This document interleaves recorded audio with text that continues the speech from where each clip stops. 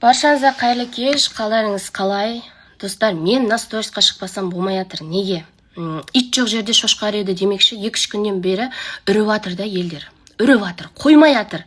Бүгін де үріп жатыр, алдың күні де үріп жатыр, оның алдың күні де үріп жатыр. Енді айтарым, сол жерде отырған 2 кісіге айтарым, күл боласыздар ма, біл боласыздар ма, маған келіп кетер жоқ. Мені, баламды әңгімелеріңе қоспаңдар. Басқа әңгіме жоқ па сендерде? Және де 2-3 күн үндемей қояш деп бірақ болмайды да. Баласына ойыншық түгілі бір нәскей алып бермеген әкеміз біздің шығып алып, бір баласын жағдайын керемет қарық қылып атқандай бір әңгіме айтып отыр.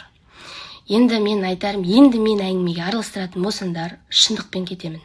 Мен шындықты айтамын. Қолдаушылары бейт көтерілгенде ойлап едім. Ай, бір ақбота осып. Ол ақбота үйтіп айтпаса ақбота емес қой негізі. Жалпы. Негізі біріншіден ақботаға сәлем жолдаймын. Өзіңе, балама сәлем, аман бол, бар бол. Бірақ шошқа үрмейді. Сол нәрсені айтайын деген ғой, жалпы. Сөздің мән мағынасын жоғалтпасаңыздар,